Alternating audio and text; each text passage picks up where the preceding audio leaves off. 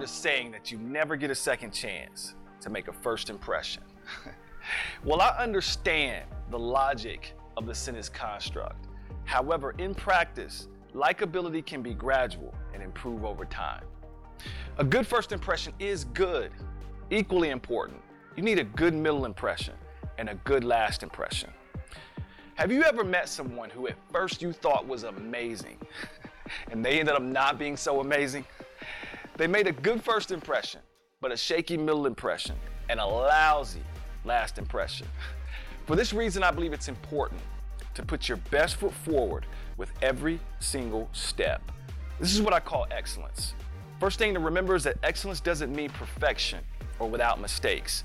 I have bad days, and you will have bad days. However, amidst the bad days, there's something recognizably different about the way that we walk, talk, and act. And this special sauce is excellence. Excellence starts with a desire to be great, then it's lived out through consistency over time. It's not an instant realization. It's your ability to give of yourself at such a level that people admire your efforts, and your efforts become contagious. Excellence is nurtured through growth, and it never reaches a final stage of perfection. This simply means that excellence is continual.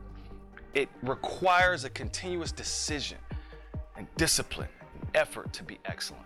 Excellence is the enemy of average. It's not the top of the bottom, it's the top of the top. So when people think of you, do they think of you as someone who cuts corners, a half-stepper, someone that steps over people, someone that's shady? Or do they think of you as someone who always brings their A game, as someone who cares about people?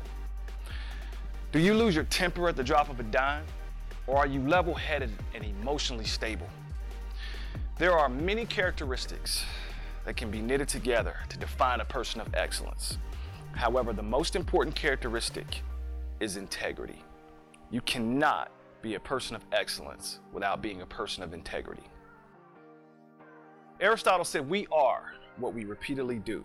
Excellence, then, is not an act, but a habit. What type of mental shifts do you need to make to be known as a person of excellence? How important would it be to you if your family, friends, and coworkers thought of you as someone who was excellent?